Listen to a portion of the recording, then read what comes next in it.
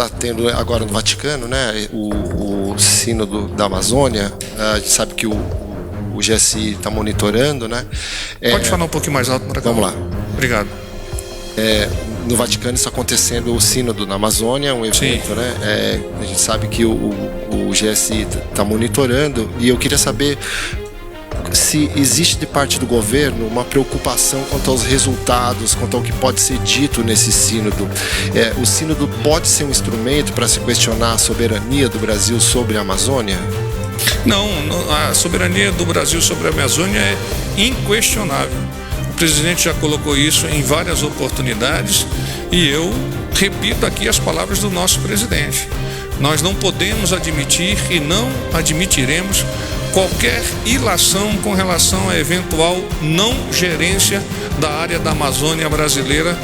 Gerência, claro, a partir do nosso povo, da nossa sociedade, do nosso governo.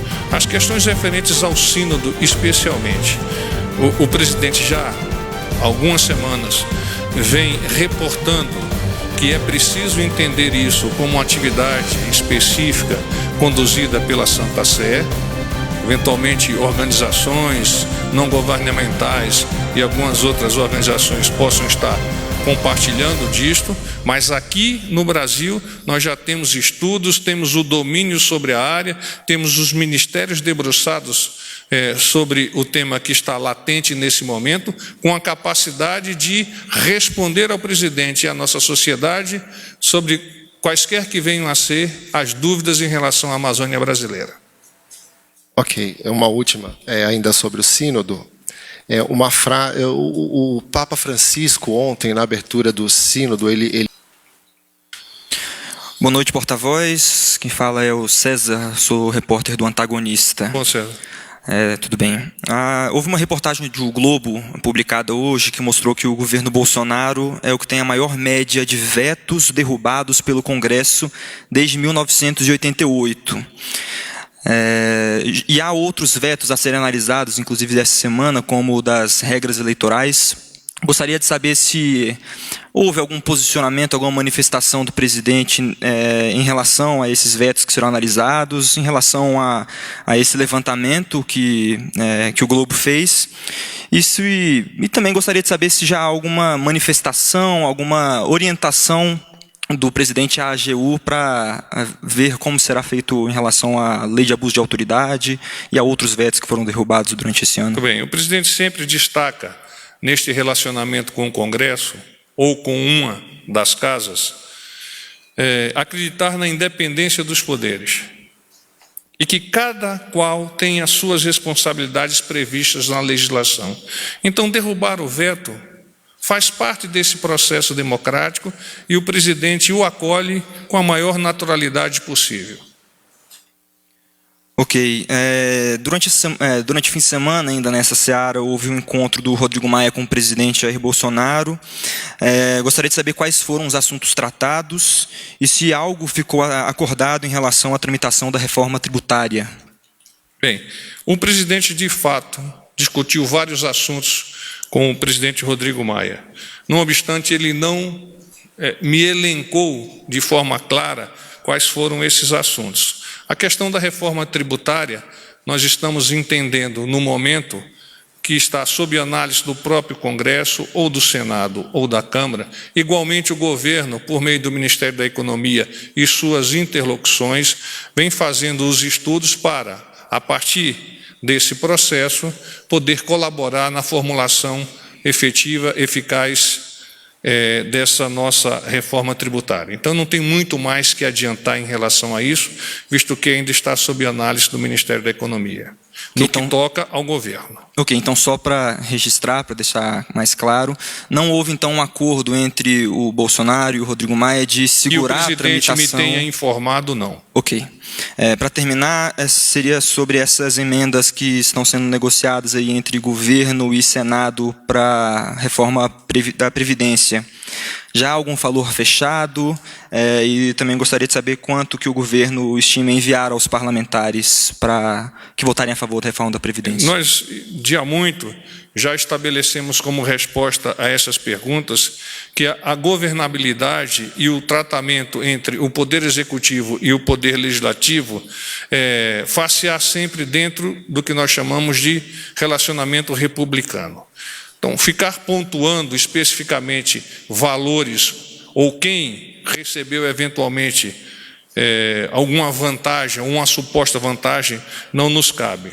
Caso você queira entender especialmente como é esta formulação, como é este diálogo, eu vos peço que adiante a sua pergunta à Secretaria de Governo, que possui um banco de dados estabelecido de uma forma bastante profissional, inserido neste banco de dados as percepções de cada um dos parlamentares e quais são os diálogos que vêm sendo estabelecidos entre o ministro Luiz Eduardo e cada um desses parlamentares de per si.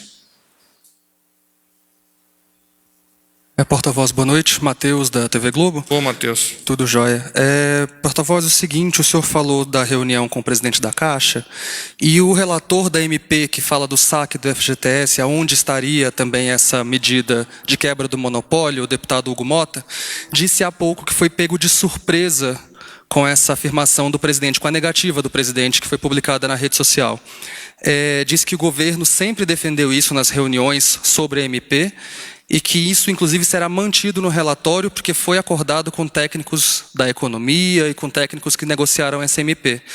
Eu queria só entender se o presidente já sabia dessa postura, se isso foi feito sem que o presidente ou o núcleo presidencial soubesse, ou se houve uma mudança de postura, por exemplo, a pedido da Caixa, se houve um entendimento de que isso não é mais a postura do governo em relação ao FGTS e ao monopólio da Caixa.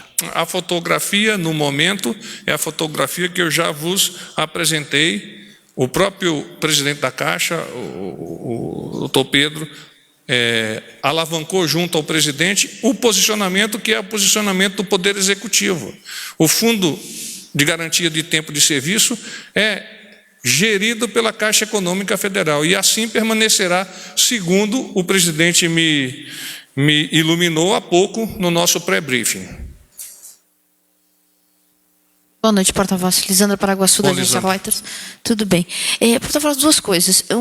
Nesse final de semana, respondendo a uma pessoa nas redes sociais, o presidente falou que a pessoa perguntou sobre diminuição de impostos para a venda de placas solares, energia solar. E o presidente respondeu que já tinha encomendado um estudo sobre isso. Eu queria saber se o senhor tem detalhes sobre esse estudo, para quem foi encomendado, se é realmente isso, redução de impostos. Olha, de fato há por parte do Ministério do Meio Ambiente estudos relacionados a essa questão, visto que ela é uma energia limpa, importante dentro desse espectro tão discutido das questões ambientais. Mas, especificamente, o que está sendo proposto, eu não tenho informação de momento. Eu te peço que avance ao Ministério das Minas e Energias, eventualmente ele já tem alguma coisa mais consolidada que possa contribuir na formulação da sua matéria. A outra questão, eu queria saber se o presidente já confirmou que vai participar na sexta-feira à noite da abertura da cúpula conservadora que está sendo... O presidente não participará. Não vai participar. Manuela. Boa noite, porta-voz, tudo bom? Manuela Albuquerque, do Metrópolis. Sobre o ministro do Turismo, a gente conversou agora há pouco com o presidente, ele disse que não conversou sobre essa questão das praias do Nordeste. E Bolsonaro tem dito que quando chegar ao fim da linha, ele pode decidir alguma coisa, né? Ele disse que ainda é preliminar essa investigação, apesar de haver denúncia. Eu queria saber se o que é esse fim da linha? É uma condenação, trânsito em julgado? E também se o presidente cogita deixar o PSL caso chegue esse fim da linha também, já que tem relação com o partido. Muito bem. A segunda parte da sua pergunta, ela especialmente já me permite a resposta. Cogitar e cogitar, não da parte do presidente agora, nenhuma formulação com relação a uma suposta transição de partido, que foi a parte da tua pergunta. Com relação ao ministro do Turismo, a linha de chegada é a linha de chegada definida pelo chefe do Poder Executivo, que é quem, ao fim e ao cabo, pode definir a manutenção de um ministro ou exonerá-lo. Não há da parte do presidente, neste momento, qualquer indício ou qualquer formulação de ideia no sentido de substituir o ministro. O ministro se mantém no cargo e detém a confiança do presidente Jair Bolsonaro. Eu queria saber também em que pé que está uma medida provisória de regularização fundiária. Eu fiquei sabendo que teve uma reunião sobre esse assunto hoje aqui no Planalto, e queria saber se ainda está em fase de conversa ou se de fato tem algo mais concreto. Sabe o que é Cabral, Manuela?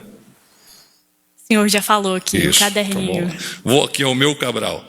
Segundo a Advocacia Geral da União, o tema ainda está em fase de estudos. Nós consultamos a Advocacia Geral da União hoje, até em função da tua própria pergunta.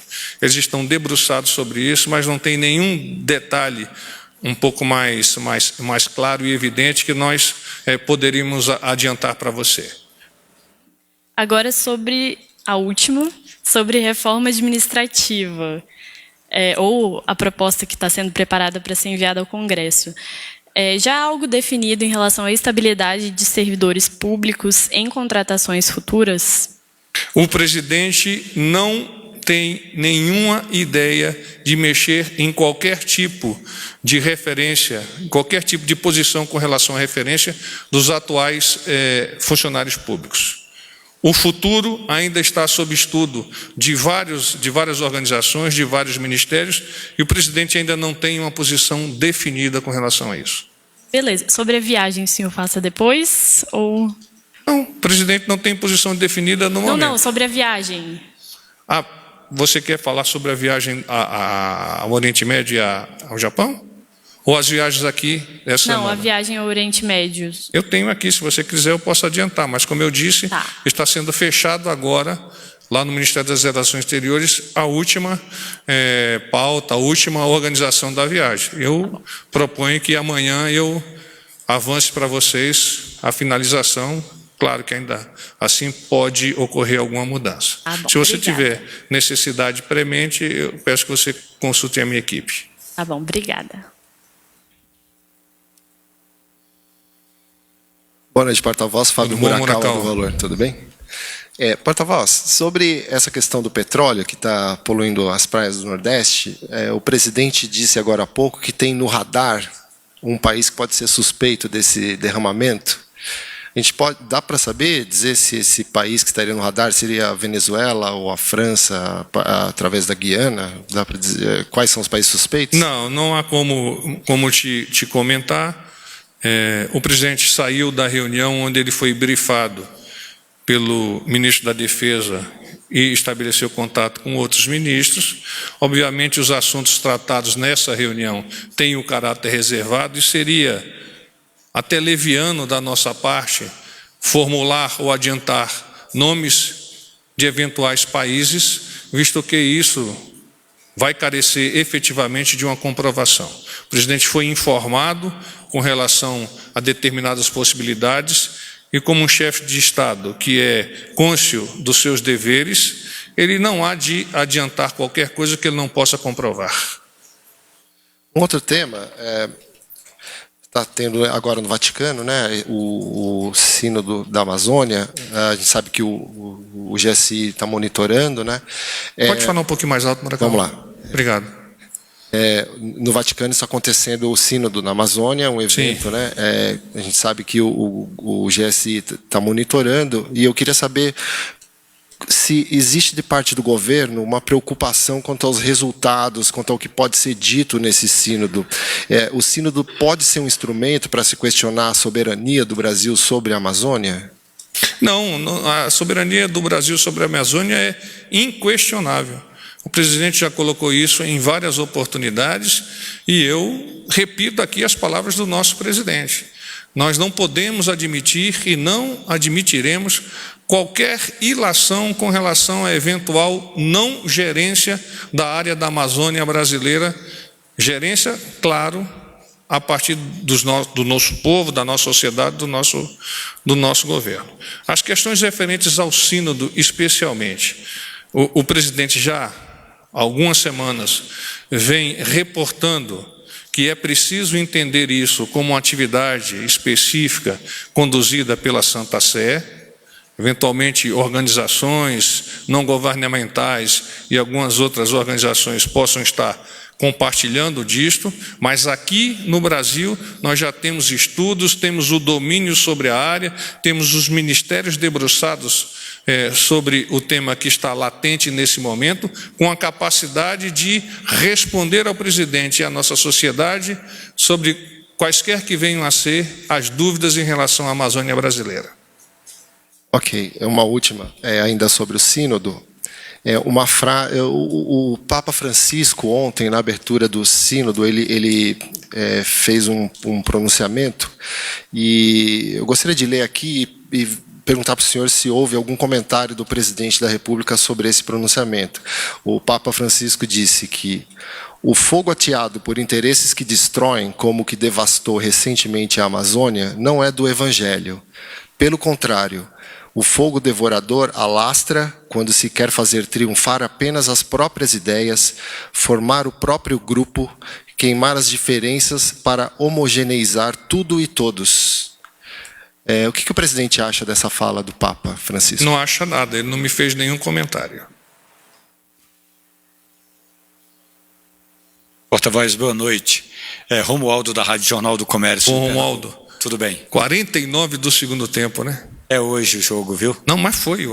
Não, mas hoje vai ter outro jogo aí. Não, mas é que eu fico guardando as vitórias e eventuais empates que eu considero vitória por bastante tempo. E o senhor vai vestir a camisa do esporte hoje? Já vesti. Tá bem. Porta-voz, por gentileza. O senhor, a respeito ainda da reforma administrativa, o senhor está dizendo que o presidente não cogita colocar esse item, que é o que trata da estabilidade dos servidores públicos, na reforma administrativa. Não, eu não falei isso. Eu disse que o presidente não cogita os atuais funcionários públicos de terem a sua situação legal modificada. Que aqueles que venham adentrar no serviço público futuramente está sob análise das nossas equipes e, a partir dessa análise, o presidente tomará a sua decisão, óbvio, em consórcio com o Congresso, que é quem, ao fim e ao cabo, deve tomar a decisão final. E há um estudo na área da economia que é com relação à carga horária, redução da carga horária, que também é um tema que depende ainda da palavra final do Supremo Tribunal Federal. Claro, se o assunto for discutido e aprovado pelo Congresso, não faz sentido o Supremo discutir esse assunto. O governo vai tocar nessa questão da redução da jornada de trabalho dos servidores públicos, onde houver necessidade. Não foi comentado pelo presidente, e a semelhança de outras pautas relacionadas a essa reforma, que está sendo tocada pelo Ministério da Economia, seria alavancar suposições onde nós não temos efetividade para fazê-la. Então vamos aguardar o Ministério da Economia colocar de forma clara perante o nosso presidente, e a partir daí ele, junto com seus assessores, tomar as decisões que são necessárias com relação à apresentação no Congresso das nossas propostas. Antes que nada, eu gostaria de adiantar-lhes que eu tenho uma versão do programa de viagem do senhor presidente, datada do dia 4 de outubro, mas fui informado que agora, neste momento, está sendo despachada a versão final. De forma que eu proponho comentar esta última versão amanhã, mas se por acaso alguém tem uma dúvida específica, nós poderemos saná-la lá no nosso gabinete, ok? Um briefing do dia 7 de outubro, agenda do presidente às 8h45, na reunião do nosso Bom Dia, que é diária, os ministros Luiz Eduardo Ramos, que é o ministro-chefe da Secretaria de Governo, e o ministro Augusto Heleno, que é o ministro-chefe do GSI. Às 10h10, a senhora Karina Cufa, que é advogada do PSL, tratou com o presidente de temas referentes às questões eleitorais. Às 10h30, o senhor Pedro Guimarães, presidente da Caixa. Nessa ocasião, o presidente da Caixa, enfatizou junto ao presidente Jair Bolsonaro que não partiu dele qualquer proposta de quebra de monopólio do banco público sobre a gestão de recursos do Fundo de Garantia por Tempo de Serviço, como erroneamente foi veiculado.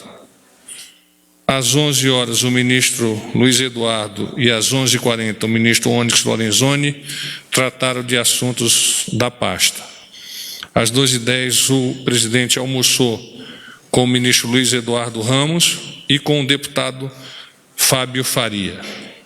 Às 14 horas, como de praxe, todas as segundas-feiras, o ministro Paulo Guedes, ministro de Estado da Economia, também com o ministro Ramos. Então foi feita aquela apresentação semanal dos dados econômicos, de forma que o presidente pudesse estar atualizado em relação aos planejamentos futuros e atuais dessa pasta. Às 15 horas, o ministro Marcos Pontes, ministro de Estado da Ciência, Tecnologia, Inovações e Comunicações, eles trataram dos recursos para as bolsas do Conselho Nacional de Desenvolvimento Científico e Tecnológico, que é o CNPq. E às 17 horas, muitos de vocês cobriram, com o ministro Fernando Azevedo e outros. O presidente foi ao encontro do ministro no próprio Ministério da Defesa e lá trataram das questões referentes a esse derramamento de óleo nas praias do Nordeste e ainda adiantaram alguns resultados da Operação Verde Brasil, que faz o combate aos crimes ambientais e às queimadas. Vamos comentar alguns assuntos referentes ao Ministério da Saúde. O Ministério da Saúde iniciou hoje nova campanha nacional de vacinação contra o sarampo em todos os postos de saúde, com foco em 2 grupos prioritários. O primeiro irá imunizar crianças de 6 meses a menores de 5 anos de idade, no período de 7 a 25 de outubro, com o dia D de vacinação marcado para o dia 19 de outubro. Já o segundo grupo será direcionado para a vacinação de adultos na faixa etária de 20 a 29 anos que não estão com a caderneta de vacinação em dia. Previsto esta etapa para o dia 18 de novembro. A meta é atingir 2,6 milhões de crianças na faixa prioritária e 13,6 milhões de adultos.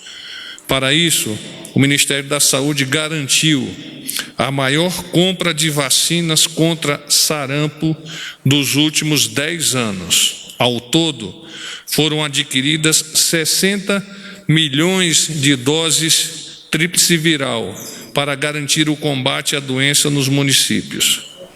O governo federal, os estados e municípios estão unindo esforços para vacinar quase 40 milhões de brasileiros, 20% da população que hoje estão suscetíveis ao vírus do sarampo, de acordo com o Ministério da Saúde e a Organização Pan-Americana de Saúde, OPAS. Desde o início do ano, foram distribuídas 25,5 milhões de doses de vacina tríplice viral para garantir a todos os estados a vacinação de rotina, as ações de interrupção da transmissão do vírus e a dose extra, chamada de dose zero, a todas as crianças de 6 meses a 11 meses e 29 dias. Nos últimos 90 dias, o Brasil registrou mais de 5.400 casos confirmados de sarampo Desses, 97%, ou seja, 5.230, estão concentrados em 173 municípios dos estados de São Paulo, principalmente na região metropolitana, segundo o recente boletim epidemiológico do Ministério da Saúde, divulgado na última sexta-feira. Neste ano, foram confirmados 6 óbitos por sarampo no Brasil, sendo 5 em São Paulo e 1 em Pernambuco. 4 óbitos ocorreram em menores de 1 ano de idade e 2 em adultos de 31, um com 31 e o outro com 42 anos. Secretaria-Geral e Ministério da Economia. O governo federal concluiu, 3 meses antes do prazo estabelecido, a digitalização de 400 novos serviços em 2019, que passaram a estar disponíveis aos cidadãos por meio da internet e aplicativos de celular. O anúncio do marco atingido foi feito pelo secretário de Governo Digital do Ministério da Economia, Luiz Felipe Monteiro, durante o seminário Estratégia de Governo Digital na Modernização do Estado, organizado pela Secretaria Especial de Modernização do Estado da Secretaria-Geral da Presidência da República. A transformação de 400 novos serviços significa uma economia anual estimada de mais de 350 milhões de reais aos cofres públicos e de cerca de 1,2 bilhão de reais aos cidadãos. O governo oferece hoje 3.330 serviços, dentre os quais 49% por meio digital. Para atingir o marco de 100%, faltam digitalizar ainda 1.650 serviços. De acordo com o secretário de Governo Digital, abre aspas, o Brasil possui a 4ª maior população conectada do mundo, com 126 milhões de acessos à internet todos os dias. Somos o 44º país mais digital do mundo.